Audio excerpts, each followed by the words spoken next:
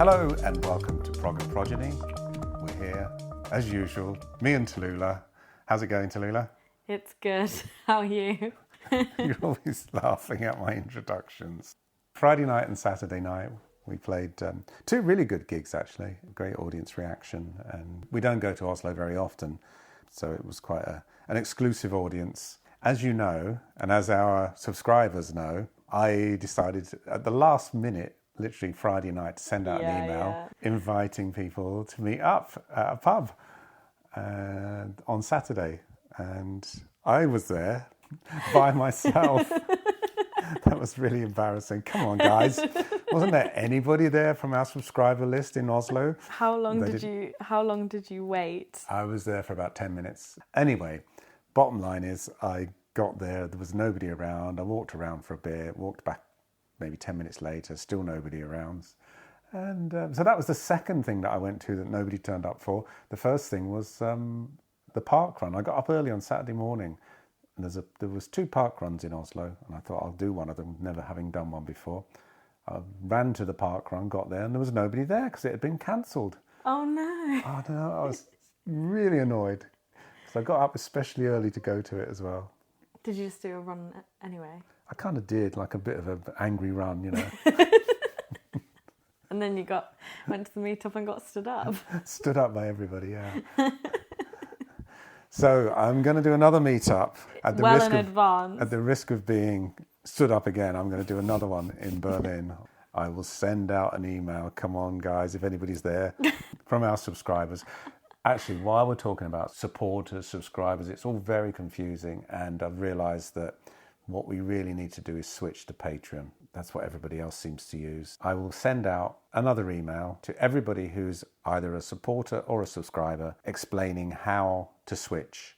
And I'm sorry if it's inconvenient, but the good news is when you switch, I will send you a link to a piece of music. Now, do you remember when we talked about Steven Wilson and my attempt to get him to work with me about 30 years ago? On my first attempt at a solo album, I had this idea of recording a album based on Dante's Inferno.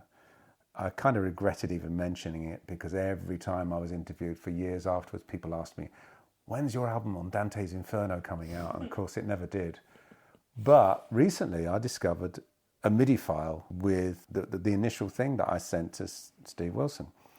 A MIDI file is like a data file. It's not the actual recording, it's like the notes that you've played, so you can then play it back to play what you played originally with different sounds, you know, because it'll be a different keyboard. So I basically did a new version of it based on the original. It's pretty much the same music. It just sounds a bit better than it would have done 30 years ago with a home recording, what was available then compared to what's available now. And it's going to be shared with everybody who subscribes. We're going to have 2 tiers of subscription. The basic one where you get the shout out and the chance to meet up. Yep. And don't all jump at once. And a birthday greeting from Tallulah and I. Yeah. We'll do a video birthday greeting and a few other things that we can think of. We've run out of tour passes. Have you? Yeah. Oh, there's loads. A few left. So if people have subscribed and they're still hoping, I might still be able to send a few out, but we're pretty much out of those. So sorry about that if you were hoping for one and you didn't get one. And on the higher tier, which I think we're going to set the 2 tiers at £3 a month and £7 a month, yeah? Mm-hmm, yeah. And the higher tier, you'll get music. Now, the music is going to be different things, really. The first thing's going to be this reimagined Dante's Inferno intro, and you can review it and tell me whether or not Steve Wilson should have worked on it. The plan is that for our higher tier subscribers, so I think we're going to call them Friends of the Family, Friends of the Family, and In the Family. Yeah. If you're a friend of the family, as in that's playing on the Prog and Progeny theme, you'll get the birthday message and a shout out and whatever else we can think of. Invitations to meet and greets, meetups, invitation to meetups at gigs, and so on. And then if you're one of the In the Family subscribers, you will get regular links to music. How regular depends on how busy I am, but I'm kind of hoping to do a new piece of music once a month. And they won't be finished songs, just so as you know. This is going to be some, probably mostly instrumental ideas. Yeah, things that I've recorded or things that I've written that I haven't used that I think are worth sharing. Really, that's it. And probably things that aren't going to appear. And there might be a story behind them, which we'll then talk about on the podcast. Absolutely, yeah. Like the Stephen Wilson one. Yeah. But everyone will get the Stephen Wilson one as a thank you for switching to Patreon. You think it is the Stephen Wilson? It's not a Stephen Wilson one. It's a Mark Kelly one. Sorry. The Stephen Wilson crucially rejected this piece of music. Yes. So The main thing is, if you're a supporter or a subscriber, you'll get a nice email explaining what we're doing and what we're offering. I think that's the best way to say this. Okay, great. Now, Cool. Where were we? Chapter 7. Chapter 7. Wow, we're on chapter 7. So in this chapter, we talk about recording our first album. Yes. That was exciting for me. I loved that. Yeah. Working at the Marquee Studios. So Nick Torber and Simon Hanhart. I was in contact with Simon. He was a bit slow to reply. He must be busy. I think he's out of the country. But he said he will come on the podcast. Oh, did he? And have a chat with us. So unfortunately, it won't be to coincide with this exactly, but we'll get him on. I'm really curious to see what he remembers from our first 2 albums, because he was the engineer on both Script and Fugazi. Yeah, we'll just skip everything that's related to him or something that he could talk about or comment on. Yes. Okay. So, drugs. Drugs. Did I say just say no already? Yeah. Tallulah. Yes. But you did say the first time you tried cocaine was when you were a bit tired in the studio. Yeah, it wasn't my idea, although I did make it clear that had somebody else offered it to me, I probably would have said yes as well. Yeah, you did say that. Yeah, I was kind of a bit reckless when I was young, and kind of one of those like, oh yeah, I'll give that a go, you know. What did they say? You should try everything once, except Morris dancing and incest. I don't know who said that. But Simon didn't touch it because he had to manage the debts. Yeah, and I said I would draw the line at heroin. Yeah, because it sounds a bit too Moorish. That was Harry Hill. Harry Hill, yeah. That was one of Harry Hill's, yeah. But what I found funny about that was the dealer who had this strange... Yeah, so he was this guy called Stuart, and as I've made it clear, I don't think that was his real name. The reason why I don't think it was his real name was because he was a football supporter. He supported the same team as John Arneson, and they went to football together to watch Charlton Athletic. And they went to a football match together, and when they got there, a bunch of people said hello to Stuart, but they weren't calling him Stuart, they were calling him something else. So either they don't know his real name, or we didn't know his real name, or nobody knows his real name except his mum. He told me that he had that whole thing set up, or John told me, I can't remember who. It's like something out of a spy novel or something. Yeah, it's quite clever actually when you think about it. It's really clever. Explain what it is for those who haven't read the book. Oh yeah, so basically what he did was he hired a little flat somewhere in London, installed a telephone and an answering machine. Back in those days, you could dial in from outside and you press a few numbers on the phone and then it would play back your messages remotely. So you didn't actually have to visit the flat to pick up the messages. So that was his way of being in contact with people that wanted to buy drugs off him. Anyway, I don't do that sort of thing now. So it was the 80s. We were young. Speaking of fake names, you'd play at the Marquee Club with aliases. We did that, yeah, with a pseudonym twice. The first time was a warm-up gig with Andy Ward, who was our new drummer after we fired Mick, and yeah, that was a bit of a weird one because we all thought it was a great idea to have Andy Ward join the band because he was the drummer from a band called Camel, which we all loved. But we didn't know about his history and his which apparently he didn't know he was. You're not bipolar. great at job interviewing, are you? No. Yeah, but at that point we didn't have any problem with him. He was a really nice guy. He still played drums really well. He didn't have the power, but he had the technique still. He was still a very good drummer. You know, it was only when we got to America on a tour with him that things really started to fall apart. But that's in the next chapter. But at that point, we were quite happy with our choice. Should explain, Well, yeah, we're going to get Simon Hanhart, the engineer from Script, on to chat about the recording of Script and Fugazi. But he's a bit busy at the moment, so he will be joining us on a later... It's a Fugazi, it's a Fugazi, it's a Wazi, it's a Woozy. What? Do you know what that's from? No. The Wolf of Wall Street. He goes, when he's talking about stock. Is that not what it was based on? Fugazi kind of means fucked up. Oh, right. It's like a bit like snafu, you know, like the situation normal, all fucked up. Fish had a bit of an obsession with the Vietnam War, and I think it came from that. The world is totally Fugazi. That was the line from our song. Right, so we got to the point where we couldn't play the Marquee anymore because too many people would show up. So, but we wanted to do a little gig with Andy just to give him a chance to ease himself into it rather than chucking him in at the deep end with some big festivals in Germany. We were going to Germany for the first time.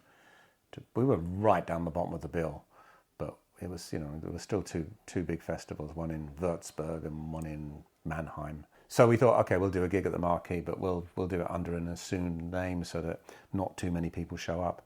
This is the problem. When you do gigs under secret names, the people that own the venue, they want people to come, so they let it leak out, Right.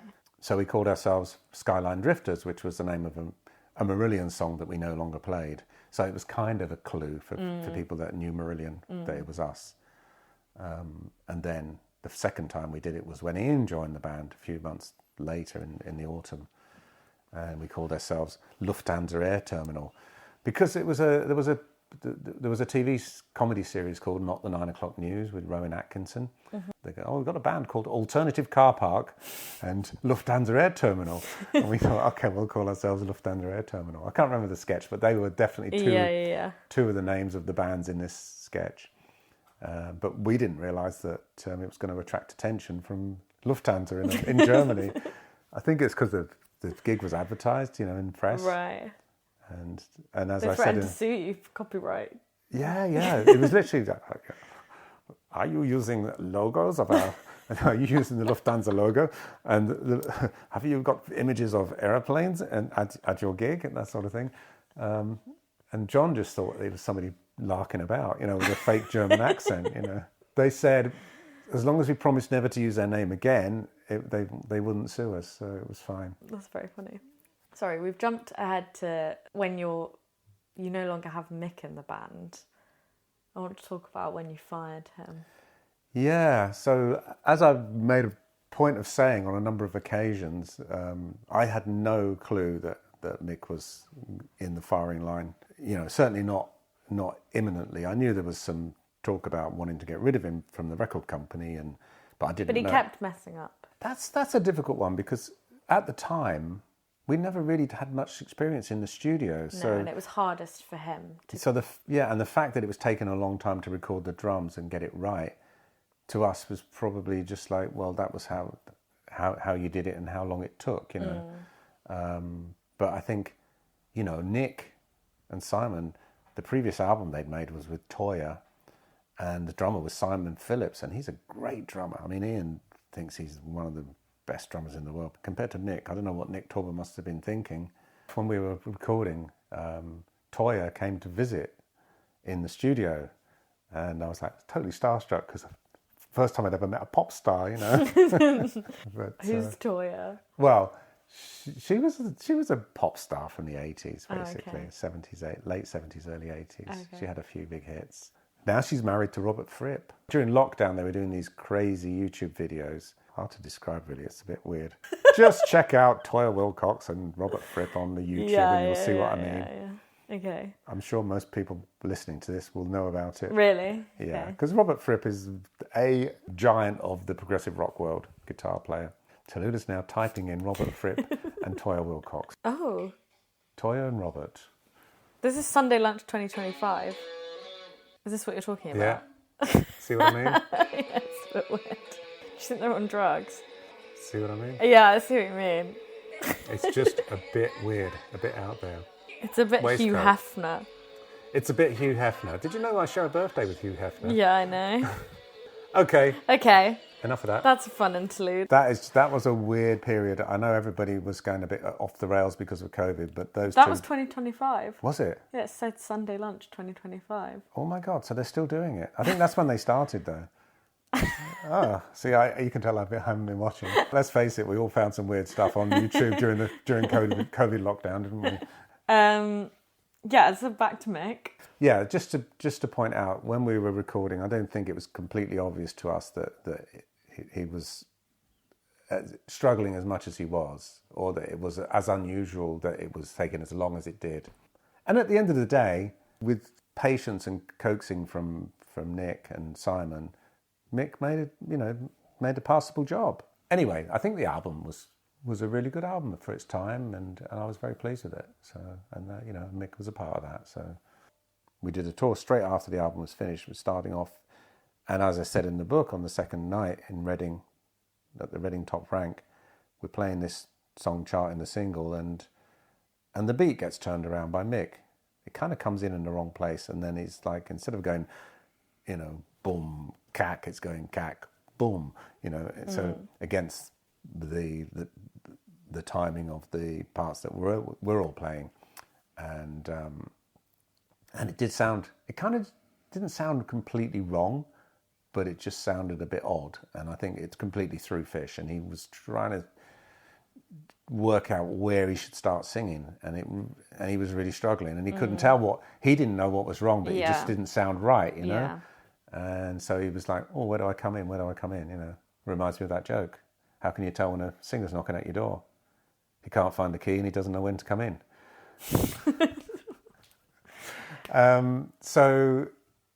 But when he realised, or when he found out after the gig had finished, that it was Mick's fault, that we were playing it wrong, and he felt a bit stupid stood on the stage and unable to figure out where to start singing.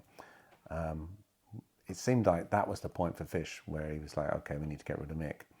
But he didn't say anything until literally the night. So we played a Hammersmith Odeon at the very end of the tour. We played 2 nights, and it was after the sound check on the first night that Fish grabbed everybody in the dressing room, apart from Mick, obviously, and said that he wanted to fire him at the end of the tour.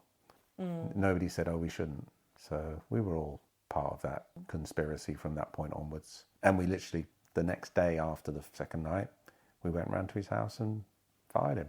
But he didn't go as easily as Diz. No, he got really angry. Well, understandably, because he saw it as his band. He was, he started the whole thing. Didn't he? Yeah. That would be really rough. So it was, and I think, well, it's a shame if he doesn't come on, because he could tell his story himself. Yeah.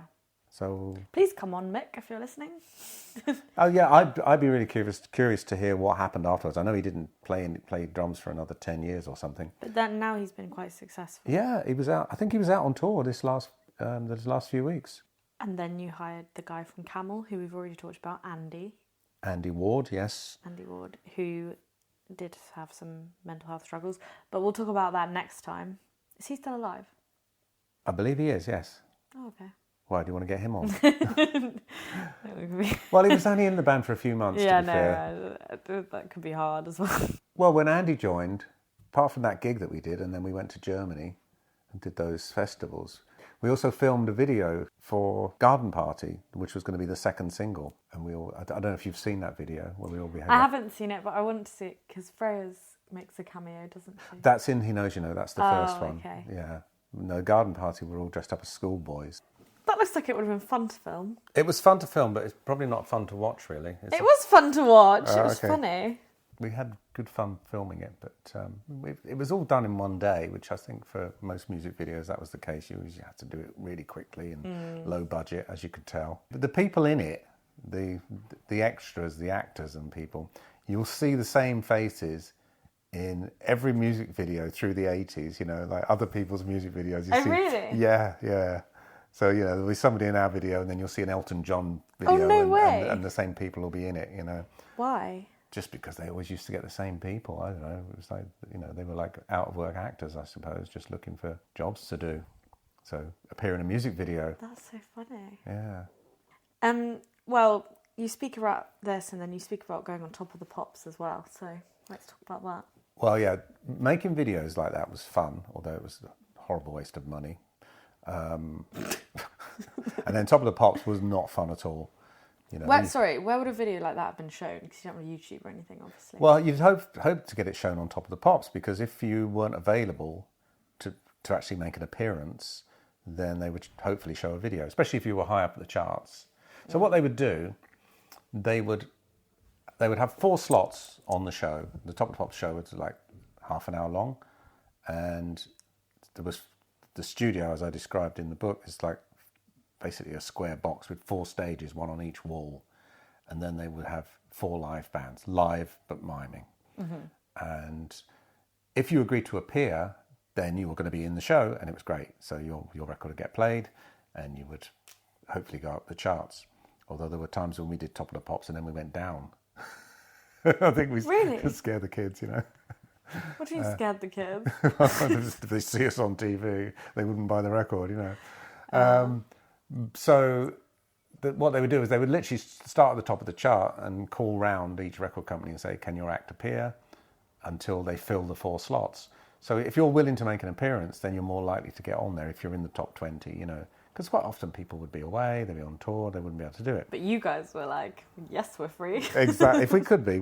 And there was one time where we literally, we agreed to do it, but we were on tour, and EMI arranged for a private jet to fly us back.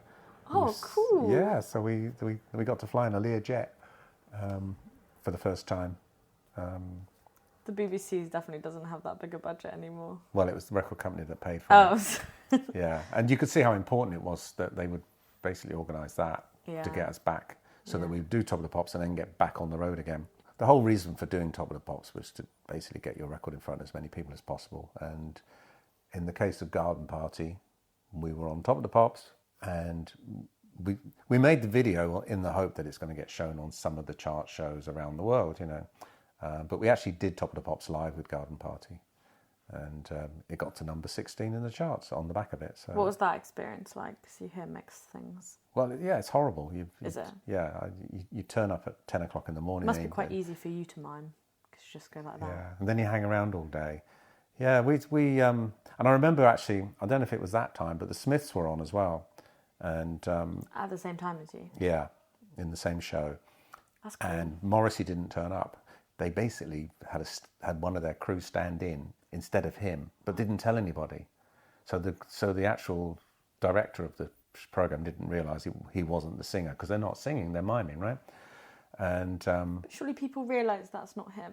Yeah, but then he turns up just in time for the actual show. I see. So it's totally big time, you know. Right. And of course, then the BBC director was really pissed off that they basically fooled him.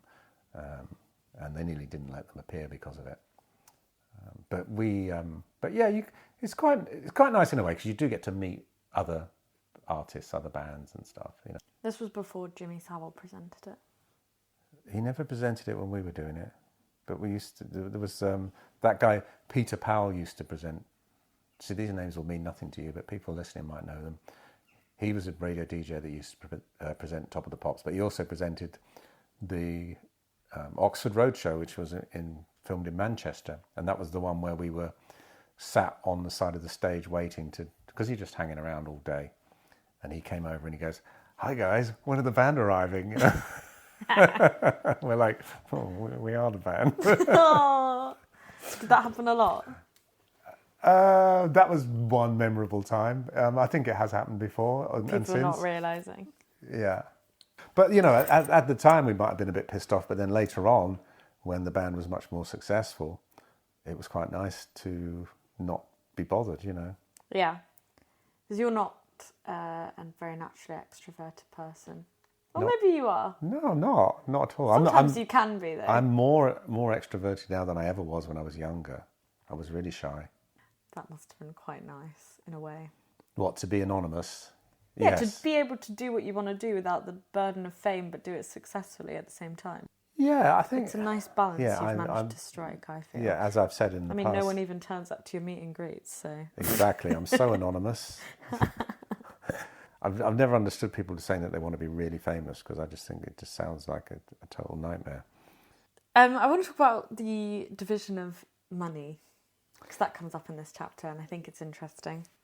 Yeah, once we signed the record deal and we started to earn a little bit of money, we were kind of paying ourselves £350 a month, which by early 80s wage standards, it's probably not a lot of money, but it was enough to live on. We didn't really have a big discussion about royalties and how they should be split or anything. I think we just expected that we would share everything equally. But I think John, maybe with the best of intentions, decided to treat the publishing money different to all the other money, which just went into the pot, and we would then use it to pay for everything, which probably seemed like a good idea at the time. Was that he kind of treated it separately and said, okay, it's like the icing on the cake, the bonus. Yeah, we get publishing money, we share it out. But I think that was probably a mistake. And the reason I think that is because if you're a songwriter, that's what you do, then that's your source of income. And if you write, let's say you wrote lyrics and I wrote music, we'd split it 50-50 and that's fair. But if you're in a band, the songs that you write are part of what you do, and the only reason those songs are worth any money at all is because of the success of the band. Most bands write their own music, and that's the only recordings that exist of those songs. So on that basis, really, splitting the songwriting income equally makes sense, because none of it's worth anything unless the band's successful, and everybody's part of that success. But anyway, at that point, we were splitting it all equally. But was there a dispute about that? Not to start with. It was only when we got to Fugazi that Fish was bending John's ear. We didn't really know this, but he was kind of saying, I think I should get more. I'm not sure where he got the idea that he should be earning more, but he clearly changed his stance about splitting everything equally and wanted 50% of the publishing income because he wrote the lyrics. Maybe that was because he thought, well, the lyrics were getting a lot of attention. The lyrics were really good, and he thought, well, maybe my lyrics are worth as much as 50%. In which case, I want 50% of the publishing income. And this is the conversation that was going on between him and John. It's weird, right, though, because I think that lyrics and music, you can't really separate them. Like a song's not necessarily good because of the lyrics. Not necessarily. It's good because of the melody and the lyrics add to that. But when I'm listening to music, I don't think. I do think these are great lyrics, but I wouldn't listen to a song unless I like the melody. But I would say Fish could have argued that he brought the performance element because he had that unique performative. Do you know what I mean? I don't know. Yeah, and I hear what you're saying, and I think he'd probably have a stronger argument for saying... Yeah, I almost think the music is more important than the lyrics, is what I'm trying to say. If you want my opinion... I actually definitely think that. I think that, there are... Put it like this, there are some great songs that have great music and not good lyrics, and they're still great songs. Yeah. There are no great songs with great lyrics and not good music. Yeah, but I do think it's an interesting thing because I speak to people sometimes who will really listen to the lyrics, and I just don't think that's what I do. I think I listen more to the music than the lyrics, and I will like a song because of the music. And I think most people do. Yeah. And the fact that the band was successful in so many countries where English wasn't their first language, and a lot of people listen to our songs and our music barely understanding the lyrics, or understanding them on a fairly rudimentary level because the English wasn't their first language. And certainly a lot of the nuances in the lyrics and the depth in the lyrics that Fish put in there would be lost on them because they didn't get the cultural references or the word play or the... Yeah, but I do think he was a very good lyricist. Yeah, I just absolutely. don't think it necessarily... But I don't think the argument... that it should be worth 50% of the publishing stands up, really. And I think you're right that had he argued that, well, I'm the front man of the band, I'm the singer, and I'm the person that gets people's attention to start with, he's the one that hooks people in to then want to hear more, would be a stronger argument for saying he should have got more. But he didn't say that? No, he didn't. No. Right, okay. I would be the first to say, without Fish, the band would never have got a record contract. We would never have got anywhere without Fish. That's not to say that once you get somewhere, or... maybe the counter-argument is with all of his talent as a frontman, as a singer and a lyricist, without the right music behind you, you probably wouldn't get anywhere either. It's the chemistry that is so important, and that was something we all contributed to. So which other bands split equally? I know Coldplay do, I know Queen did. Genesis, I think. Which bands don't? There certainly are. I think And bands that have gone through subtle changes that you can see, like there was a band called Cockney Rebel back in the 70s, and then when they had a bit of success, they suddenly changed their name to Steve Harley and Cockney Rebel. You know, you can see that's an elevation of the singer's status. There are probably plenty. I mean, since we like talking about Stephen Wilson, I think Porcupine Tree, I think is very much his band, and I'd be very surprised if they split everything equally. I don't know for sure. I actually don't know anything about their... Can I ask you a question? Yeah. Marathon, how does that get split? Oh, that's a good question. So what I did there was Guy Vickers wrote the lyrics, and he got most of the publishing money, more than me actually, because writing the lyrics, he wasn't in the band, so he wasn't earning money from any other source, and he did help with some of the arrangements as well. So the main people in the band were myself, Ollie Smith, the singer, and Connell, my nephew. We effectively split the royalties between the three of us in different proportions. I got most of the money, but I felt I was fair to everybody. And Henry, the drummer, and John and Woody, the guitarists, were paid as session players, really, rather than being on royalties, because their involvement was less than the rest of us. That was a difficult balancing act for me, was that, but basically all the sales came about because of my involvement in it. Yeah. But I didn't want to be unfair to everybody and just say, okay, I'm just going to pay you all a session fee or whatever because it's my band.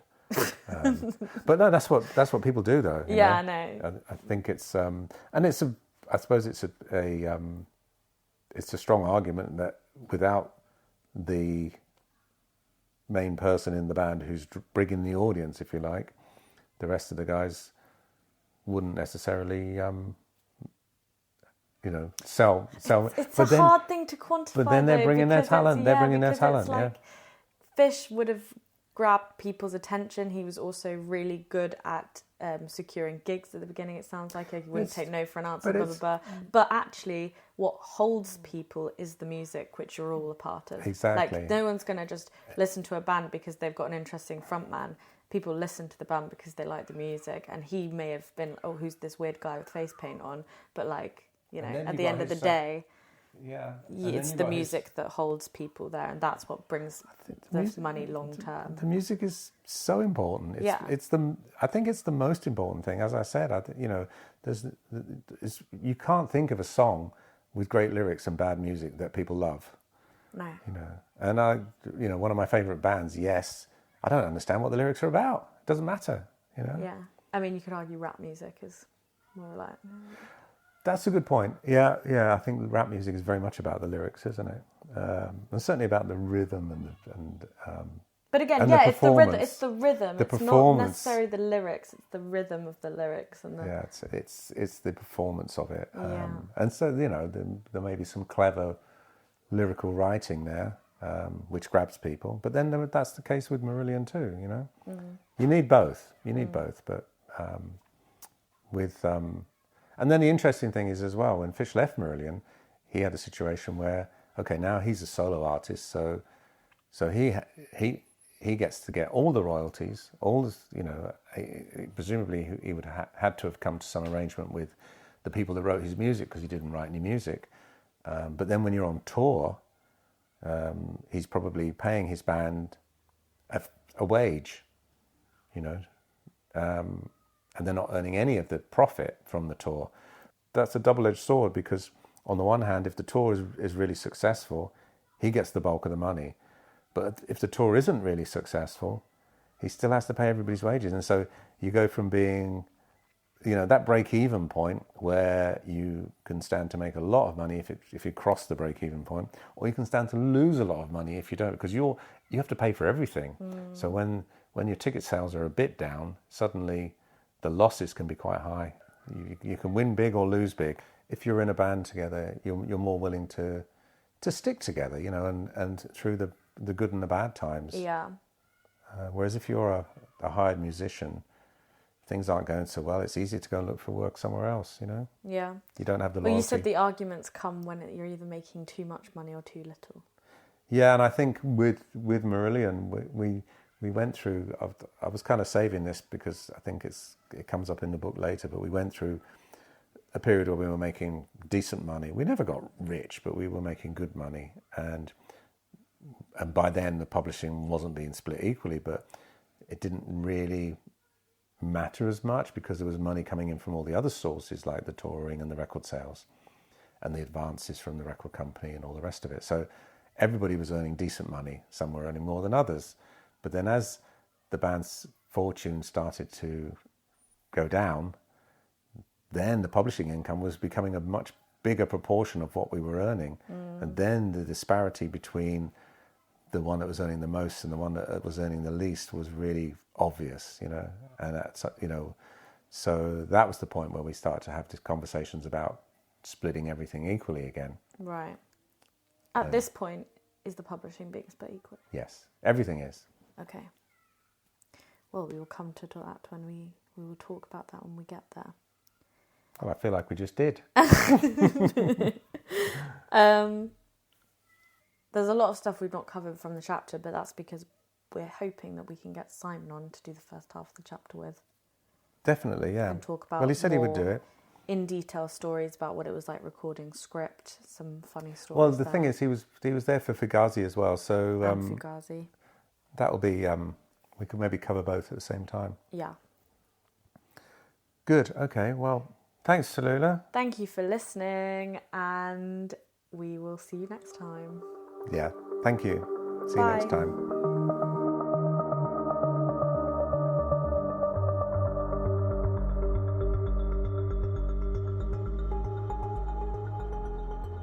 Chapter 7.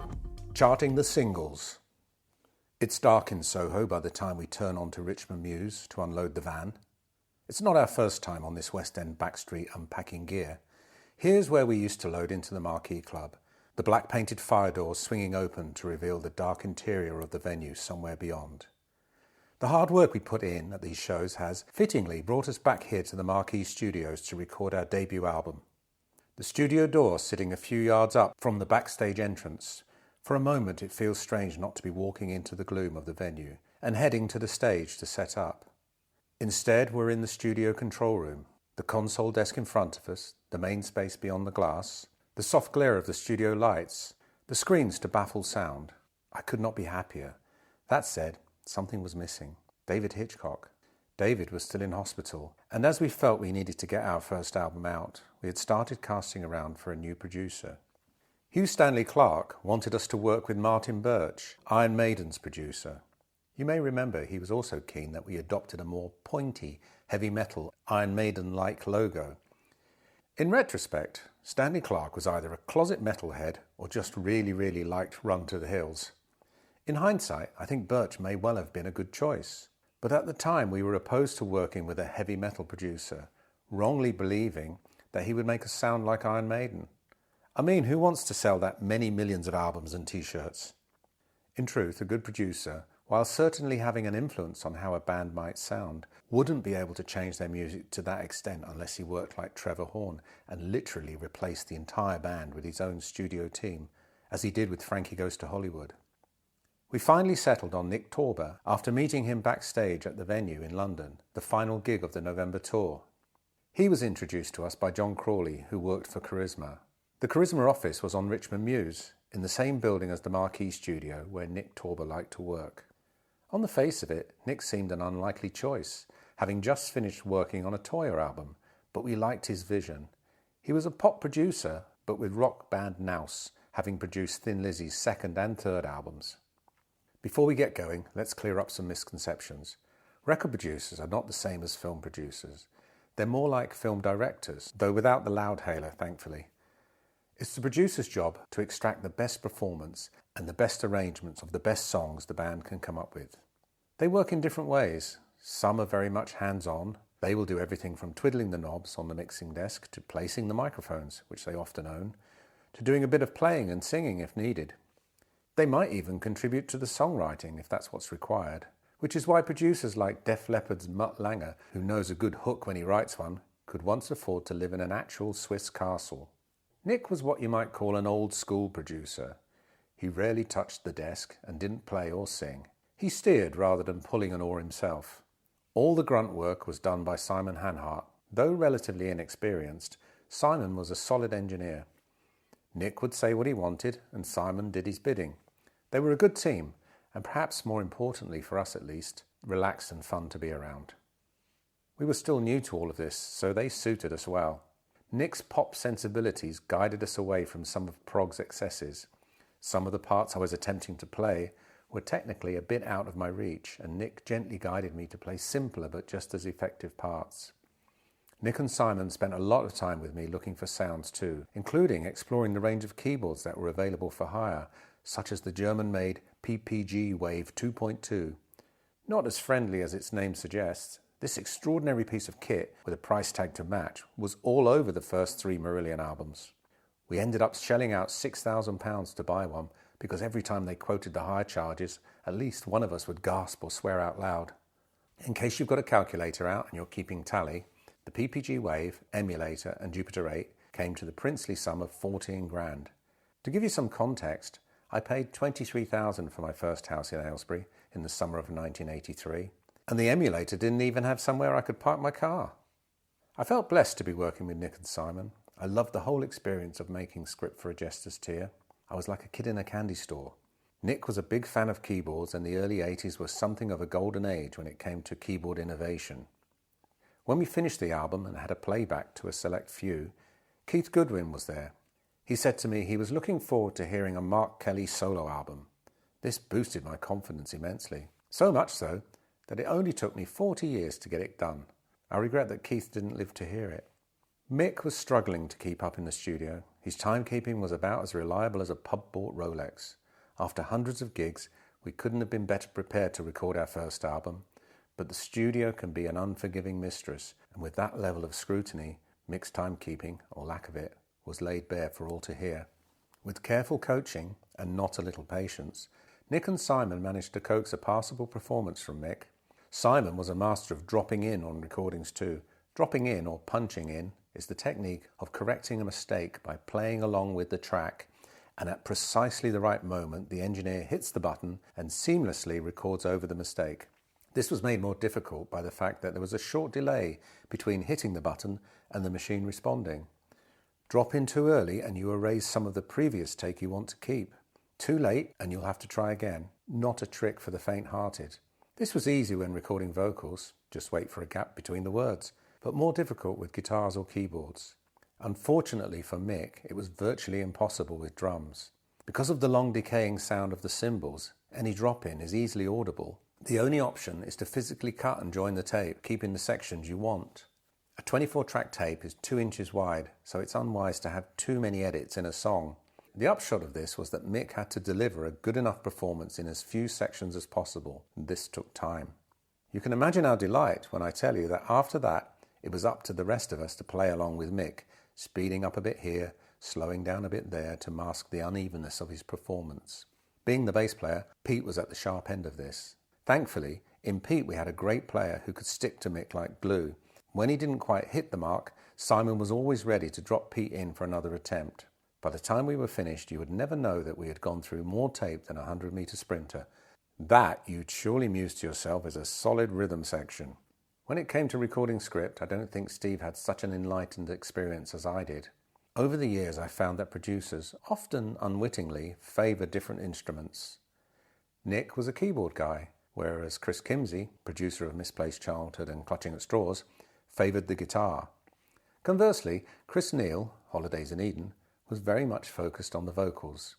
As far as he was concerned, everything else was only there to support the singer, which oddly enough is how a lot of singers feel too. Steve was still exploring what sort of guitar sound he wanted. Achieving the perfect guitar tone can be a life's work, and Steve was very much at the start of his journey in that regard.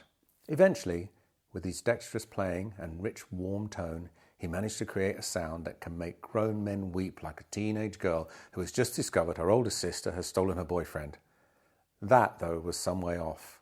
In 1982, he was still in the discovery phase, and Simon's tendency to record hard, brittle-sounding guitar, typical of the early 80s, met with little resistance from a young Mr. Rothery. This was something he would later regret, especially when it came to Fugazi. Fish, like the rest of us, pretty much did what was asked of him. He turned in an excellent performance overall. We were all so inexperienced that Nick had an easy time of it getting us to do what he wanted. There was only a few sticking points. One was when Fish arrived at the studio with a brainwave of reciting a Shakespearean soliloquy at the start of the album. Quick as a flash, Nick suggested that he write something himself, in the hope that Fish wouldn't get around to it. Nick surmised that opening our debut album with Fish reciting Shakespeare might put a kink in the listening experience, as well as cause irreparable damage to our commercial clout. Apparently, however, Fish lit up at this news, made a mental note along the lines of "challenge accepted," and returned a few days later with his own soliloquy. Now we truly had a problem. Had Nick just said no and nipped Fish's idea in the bud, that probably would have been the end of the matter. Nick told Fish he could record it when everything else was done. On the last day, Nick asked me to stay late so that I could tell Fish the bad news. Thanks, Nick. Fish took it quite well and simply said he would use it on the next album. The opening verse of Incubus was the result. Not a bad outcome, all things considered. The next time Fish had a brainwave, yes, another brainwave, was when Kay decided to end their relationship during the script sessions. Fish wanted to record a personal message to her in the title track. Again, rather than just saying no, Nick rather diplomatically recorded it and then asked Simon to insert it backwards and bury it in the mix. Fish got what he wanted, and so did Nick. It wasn't all work and no play either. Nick and Simon were a pair of practical jokers too, so they never missed a chance to yank our chains. Their inventiveness and our naivety meant we didn't stand a chance. While recording my piano intro to script, they played me a click track from the tape to keep time to. As I played, they gradually sped the tape machine up until I was struggling to match the pace. When I went back into the control room to tell them how difficult I was finding it, the pair of them were falling about laughing like idiots. And I thought Mick was having problems keeping up in the studio. In my defence, playing to clicks was new to me, and the tempo change halfway through made it less obvious that we were off to the races. And that's my story, and I'm sticking with it. Less happily, and not so harmless, was Nick's fondness for cocaine. I imagine I'm not alone in telling you that the first time I tried cocaine was when I was flagging in the studio. It was past midnight at the end of a long session when Nick casually asked if I wanted a line. Before you go wagging your mental finger at Nick for leading an easily influenced young musician astray, please keep in mind that if he hadn't asked me, before long somebody else certainly would, and I wouldn't have said no. Also, you've come this far in the book and will remember the magic mushrooms by light of the golf course, and the acid that made me think I was traversing the surface of the moon. So I hadn't exactly been clean living up until this point. Through good luck rather than willpower, I never became addicted to any of the drugs I dabbled in. I even found quitting smoking easy once I decided to. But I drew the line at trying heroin. It sounded a bit too Moorish. In the 1980s, drug use, especially cocaine, was rife in the music industry. There was a dealer who did the rounds of the London studios, and Nick was a loyal customer. Simon never touched it. Somebody had to operate the equipment. The dealer called himself Stuart, though I'm betting his mum didn't. He posed as a tape salesman. Like someone from a spy novel, he rented a flat for cash, unfurnished except for a phone and answering machine, somewhere in London that he never visited. He would dial in to collect his messages, which were always people placing orders for tapes. A C60 equaled a gram, a C120 was 2 grams, and a 2-inch tape a whole ounce. Drug dealers these days don't know they're born with their pay-as-you-go burner mobile phones. Like almost anything, a little bit of coke now and again can be fun, but that's rarely enough for most people. Under its influence, certain individuals like the sound of their own voice a little too much, and combined with alcohol, it can lead to paranoid and late-night plotting in hotel rooms. Though we had all that to look forward to, right now it was fun. We broke from recording for Christmas and to set up our equipment next door for our 3 last ever gigs at the Marquee as Marillion. Subsequently, we would play there twice more under assumed names, as our success meant we had outgrown the venue. The first time we performed as Skyline Drifters, after the song of the same name. That was in May 1983, and we would return for the last time in October that year as Lufthansa Air Terminal, which nearly landed us in trouble with the airline.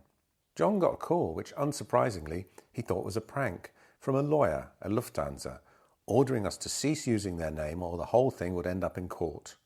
At one point, mustering all of his Teutonic sensibilities, the lawyer demanded to know if we were also using pictures of their aircraft or logo. We weren't. Script for a Jester's Tear entered the UK charts at number 7 in March 1983 as we embarked on a 28-day tour of Britain.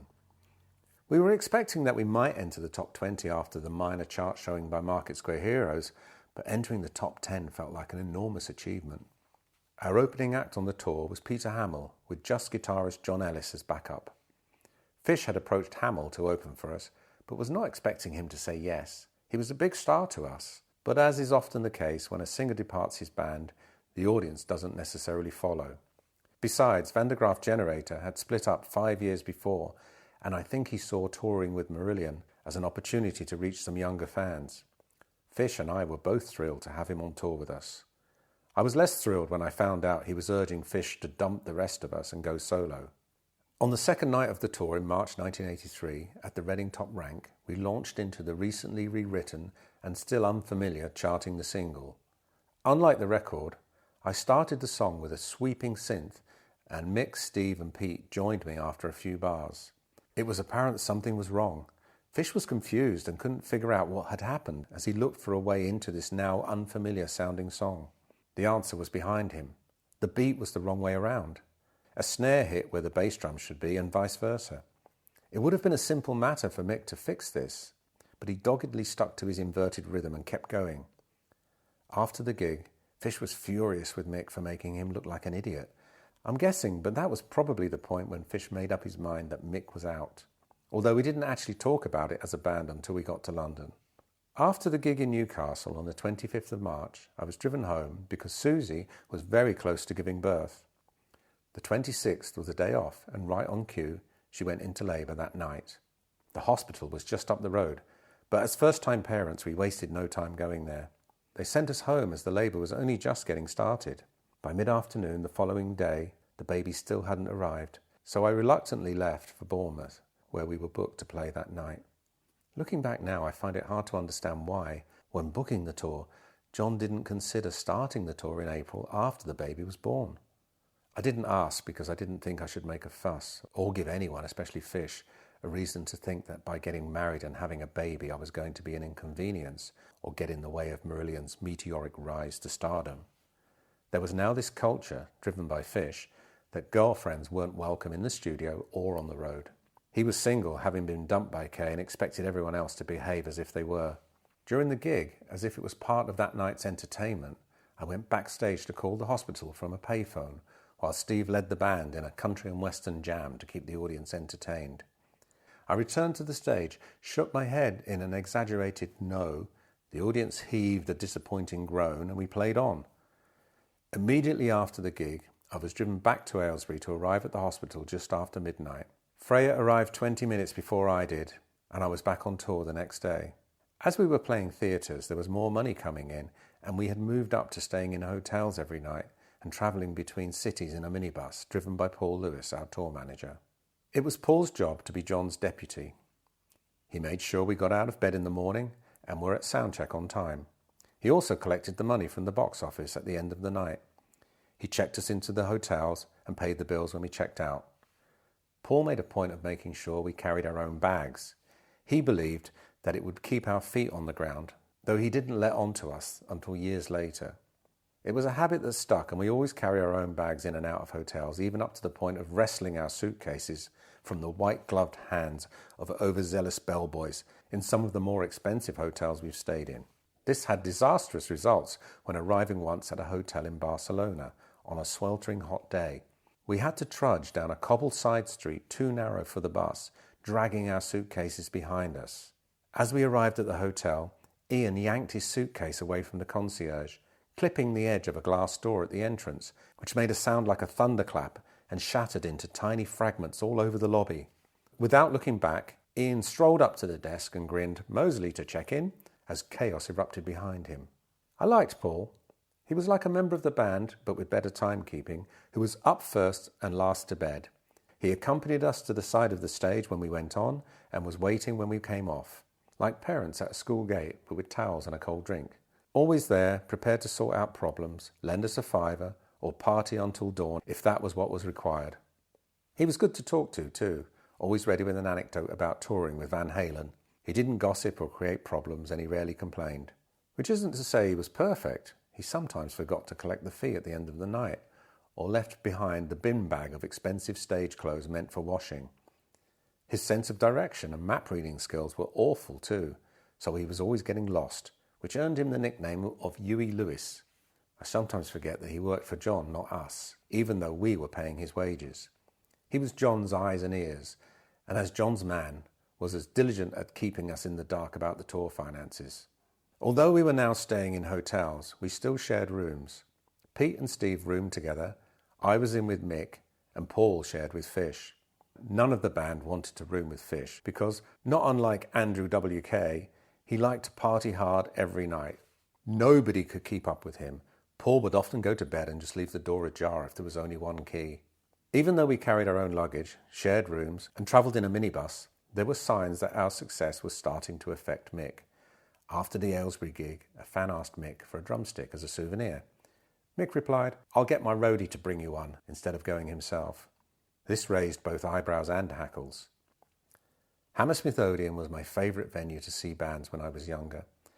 It held nearly 4,000 people, and we had sold it out before the release of our first album. This was highly unusual and showed how much of a buzz we were generating. We added another night at Hammersmith, which promptly sold out. On the last night, after the sound check, and when Mick had wandered off into the venue, Fish, perhaps keen to get going on another lyric about an ex-bandmate, brought up Mick's shortcomings as a drummer for the final time. He had been waiting for the right time, and we all agreed that after the last night of the tour we would oust Mick and start looking for a new drummer. Wasting no time, the next day we all met up and went together to see Mick at his home. As soon as he opened the door and saw the four of us standing there, he knew we weren't there to bring him flowers, but he invited us in anyway. The now familiar scene unfolded, but unlike Diz, Mick wasn't going quietly.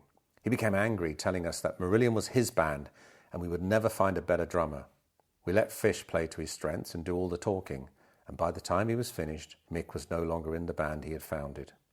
Mick went back to his old job of fitting kitchens for the next 10 years, until a chance meeting led him to forming a new band, Arena.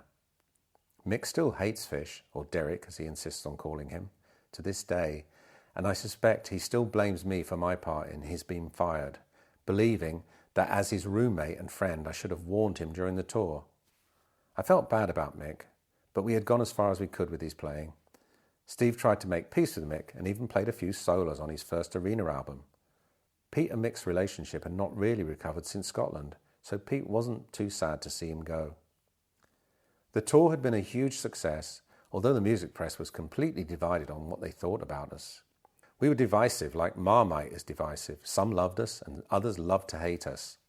We had a few days off before starting the search for a drummer, and I got to know my beautiful new daughter, Freya. Susie had moved back in with her parents while I was away, and we stayed there on and off until we had enough time to find and buy our first house. Now that we were a family, living with Pete and Steve wasn't something we or they wanted to do anymore. The band set up enormous rehearsal studios in Shepherd's Bush and began the surprisingly arduous task of finding a new drummer. We had all invited various drummers we knew or had worked with in the past. It quickly became apparent that while they may have seemed like good players to us at the time, we had all improved and they hadn't. By chance, we bumped into Andy Ward, Camel's former drummer, who was collecting his drum kit from storage. We invited him to audition and pretty much offered him the gig almost unheard, as we were all big Camel fans. Had we bothered with due diligence, or even just called someone who knew him, we might have had second thoughts. Andy suffered from bipolar disorder, although he wouldn't be diagnosed until many years later. His time with Camel ended with an attempt on his own life that left him with damaged tendons in his left wrist. His grip was weakened, but he was still a formidable drummer. His illness manifested itself with heavy bouts of drinking and depression. We met him not long after he'd been discharged from a psychiatric ward, but, perhaps understandably, he kept that to himself. Andy's playing was fluid and natural. Pete kept quiet about Mick's shortcomings as a drummer, but as the bass player, it must have felt like a breath of fresh air playing with Andy. Also, he was relaxed, funny, and something of a hero to us. When I got to know him a bit better, I asked him what led to him leaving Camel. He told me that he and Andy Latimer met as teenagers and were close friends until after the success of The Snow Goose. He was in their manager's office one day, and he happened to see a large cheque made out to Latimer. When he asked about it, he was shocked to learn that it was for publishing royalties. Until that point, he hadn't even been aware what publishing was or that money was earned for songwriting. Andy believed they were all in it together, and he told me that after that, things were never the same for him with Camel. I know there's more to Andy leaving Camel than the disparity of income, but it's a familiar tale. Bands often split up over money. Some bands get it right from the start and split everything equally, like Coldplay, for example, who split their songwriting income equally, even though Chris Martin writes all their songs. Or like Queen, who we toured with in 1986. Queen were highly unusual in that every member of the band had written a number one song, so maybe splitting everything equally was easier for them. The truth is that trouble usually raises its ugly head when there's far too much money sloshing around or far too little. At that time, Marillion split everything equally, including songwriting income. I believe that's how things should be in a band. If somebody writes a song for other people to record, that's a different matter. If two people divide the task of writing a song between them, one writing lyrics and the other writing music, then I'm sure most people would think a 50-50 split seems fair. Writing for a band you are a member of is different. The songs you write and record together will only be worth something if the band's rendition of those songs sells and the band succeeds. If the band is agreed they're all equal members, then why not include songwriting income too in that? It's an egalitarian thing, or at least it is to me. John Arneson treated our songwriting income differently from the beginning. He decided that it should be like a bonus, the icing on the cake. All of our income from other sources, such as recording advances, we were a very long way from receiving actual royalties, merchandising income, and gig fees, were added to the Marillion pot and spent as needed, including on our wages. Publishing advances and royalties were immediately shared out after he took his 17%. We liked this for obvious reasons, but ultimately it was lighting the blue touch paper that would later blow up in our faces. As was the Marillion way, we dropped Andy in at the deep end. After a few days' rehearsal, we played a gig at the Marquee under the Skyline Drifters moniker. This was to be a warm-up for 2 festivals we were booked to play in Germany, but before that we had a BBC TV appearance performing Forgotten Sons live on the Old Grey Whistle Test, and filming a video for Garden Party, our next single. As Marillion promotional videos go, Garden Party wasn't too bad. It was a fun day where we all got to dress up and behave like kids. Not a Herculean stretch for most of us, though Steve elected to play the part of a priest. The previous video, He Knows You Know, was a more serious affair with a padded cell and drug-induced hallucinations, and we were worried that fish-quoting Shakespeare might dent our marketability. Freya, then a mere 3 weeks old, makes a cameo appearance. Garden Party, with a quickly recorded I'm miming to replace I'm fucking to make it radio-friendly, was released in June 1983. Thanks to the fans' excitement over any new Marillion records, and EMI's willingness to exploit that by playing the format game and releasing a cut-out picture disc version, Jester, Phallic Cucumber, all very tastefully done and above board, alongside the regular single, we charted at number 24. We were invited onto Top of the Pops, the BBC's flagship music programme. In the 1970s and 80s, Top of the Pops was where the country's youth got their weekly music fix. It was huge, with an audience of 15 million viewers. It looked exciting and glamorous through the camera lens, but in real life, it was about as much fun as being hit by an out-of-control car. The entire day was more boring than a regular day on the road. Most people don't realise that life in a band involves a lot of hanging about. To paraphrase the late Charlie Watts, I worked 5 years and spent 20 years hanging around. Top of the Pops took hanging around to a whole new level.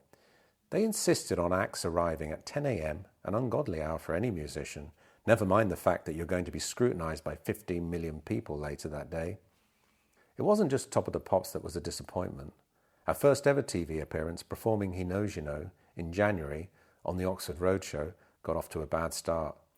Pete, Steve and I were hanging around, sat on the edge of the stage, when the presenter, Peter Powell, strolled up and asked us when the band were arriving. Without Fish around, nobody had a clue who we were. We were slightly insulted that we had been mistaken for the crew, though I'm sure the crew would be insulted to hear me say that. That said, In time, being the faceless members of Marillion and not Fish would become a blessing. It was the same with interviews. At first, we all wanted to be there, sat with our tongues hanging out, hoping the interviewer would toss a question our way, like expectant seals waiting for a kipper. After a while, we would try to find something to do instead of being interviewed. I always had the perfect excuse at gigs, fixing the latest keyboard problem. I had begun to notice that the more famous the interviewer, the more inane the interview. If the person interviewing you actually knew something about the band, that was an indication that their audience was small. If they asked an intelligent question, then we were probably at a local radio station with an audience in the thousands as opposed to hundreds of thousands. I would always play the game and tailor my answers to fit the question. I can talk drivel with the best of them. Both Fish and Steve Hogarth wouldn't suffer fools gladly and often got annoyed with the interviewer, especially if their questions made it clear they hadn't bothered to learn anything about the band. I was always of the attitude they can ask what they like as long as they play the record. Where were we? Oh yes, TV Centre and Top of the Pops. Why so calamitous? From a distance, the Top of the Pops studio looks impossibly glamorous, teeming with vibrant kids as far as the eye can see. From the stage, it was like standing in a shoebox, a typical square studio with a small stage on each wall. This was to facilitate quick changeovers between bands. They would have 4 live bands interspersed with pre-recorded videos in the 30-minute show. I say live, but it was always mimed. They weren't set up to broadcast a real live performance, so everyone had to mime, just like the lyric in our newly minted radio-friendly single. The audience was tiny, no more than 30 people, who were herded like cattle from stage to stage as each artist performed. There were professional dancers placed at strategic points around the room, usually on raised platforms or stairs.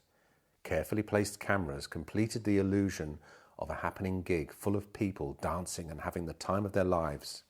Happily, even the professional dancers couldn't dance to the stuttering beat of Garden Party, which finally gave us something to smile about. Though for all our remonstrations, that never-ending day in West London did the trick, and Garden Party crept up the charts the following week to the number 16 spot. This was our highest chart showing yet, and wouldn't be beaten until Kayleigh, though that was some years away. As a band, we still had some growing to do before then.